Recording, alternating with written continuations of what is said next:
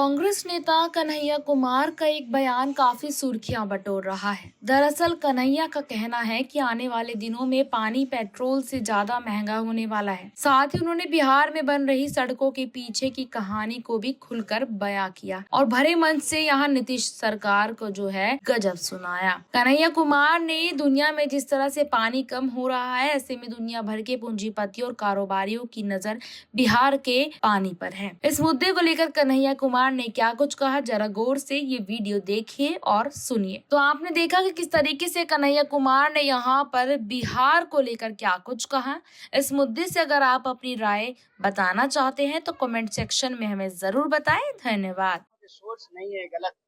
अगर इनकम का सोर्स नहीं होता तो पटना में ताज होटल नहीं खुलता। अरे हमारे आपके लिए तो ताज होटल नहीं खुला है, जो लोग पैसा कमा लिए उन्हीं के लिए ताज होटल खुला है।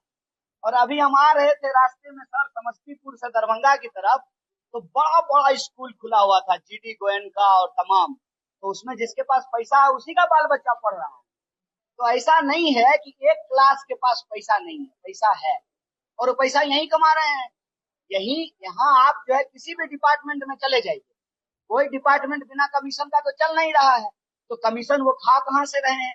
इसका मतलब सरकार के खजाने से पैसा खर्च हो रहा है। पैसा नहीं है तो एमएलए को सैलरी कहाँ से आ रहा है?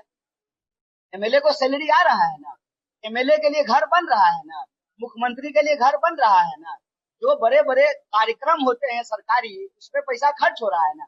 ये प्राथमिकता का सवाल है सर, और प्राथमिकता का सवाल है, और प्राथमिकता जहाँ है वहाँ पैसा खर्च हो रहा है। हम आपको याद दिला देते हैं, अभी हमारी यात्रा ढाका से होकर के दरभंगा आई है। ढाका में भारतमाला प्रोजेक्ट बन रहा है।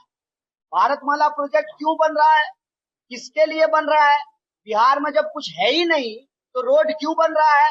बिहार में है, बिहार में वो है जिसके लिए दुनिया तरसने वाली है।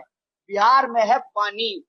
और पानी, याद कीजिएगा मेरा यह बात, एक प्रेस कॉन्फ्रेंस याद कीजिएगा, आज बोल रहे हैं, पानी पेट्रोल से भी ज्यादा कीमती होना है, क्योंकि पेट्रोल पीने से प्यास नहीं बुझती है, पानी की जरूरत सबको है।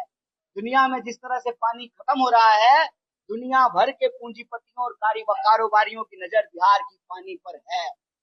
और जब इंडस्ट्रियलाइजेशन होना था तब इंडस्ट्रियलाइजेशन नहीं हुआ है, और जब इंडस्ट्री अब ऑटोमेटिक हो गया है, जहां लोकल लोगों को रोजगार नहीं मिलेगा, तब ये जो है छोटा छोटा यूनिट लेकर के आ रहे हैं ताकि यहाँ के पानी का दोहन किया जा सके। ये जो बड़ी बड़ी सड़कें बन रही हैं हमारे आसपास, हमारे पास तो इनकम ही नहीं है, तो सड़क बना रहे हैं किसके लिए?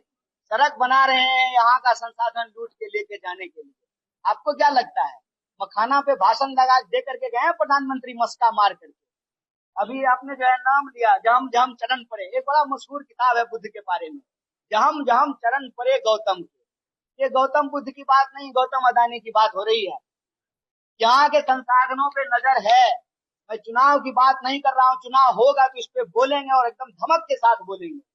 एन केन प्रकार साम दाम दंड भेद बीजेपी चाहती है उसका मुख्यमंत्री बने, और बीजेपी का मुख्यमंत्री बनने का मतलब है कि बिहार के संसाधन अदानी के हाथ में पहुंचे। संसाधन नहीं है, रेवेन्यू नहीं है, तो इंटरेस्ट क्यों है भैया? इतना इन्वेस्टमेंट क्यों हो रहा है पॉलिटिक्स में? पॉलिटिकल पावर को कब्जा करने के लिए प्राथमिकता का सवाल है। कहते हैं नीति बनती है जब नियत होता है। नियत होगा तो बिहार के पास क्या नहीं है? आप याद कीजिए 1952 का बिहार।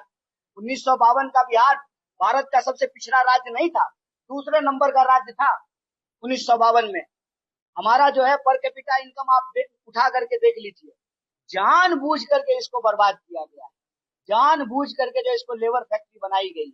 और मैं डंके के चोट पे कहता हूँ, what Bihar has been serving to the country, India has serving to the world. हाथ में हथकड़ी लगा करके पंजाब और हरियाणा के मजदूर भेजे गए हैं ना, जो हमारे साथ देश के भीतर होता है, हमारे देश के लोगों का के साथ वो देश के बाहर हो रहा है। और यह जो डंका बजने की बात है, विश्व गुरु बनने की बात, यह सिर्फ प्रचार है। हकीकत ये है, वो कहावत है ना, गौर पूंजी भाग नहीं। जब तक आपके कोठी में अनाज नहीं होगा, जब तक आपके घरों में किताब नहीं होगा, जब तक परिवार के लोगों के बीच में आपसी मेल और सम्मान नहीं होगा, देश तरक्की नहीं कर सकता है। इसीलिए साजिशन बिहार को लड़ाया जा रहा है। बिहार को लड़ाने का, नफरत की आग फैलाने का साजिश क्या है? साजिश ये है कि यहाँ के रिसोर्स पे नजर है। ये मत कहिए कि बिहार के पास अपना कुछ नहीं है। बिहार के पास अपना सब कुछ है और सबसे बड़ी चीज है ह्यूमन रिसोर्स।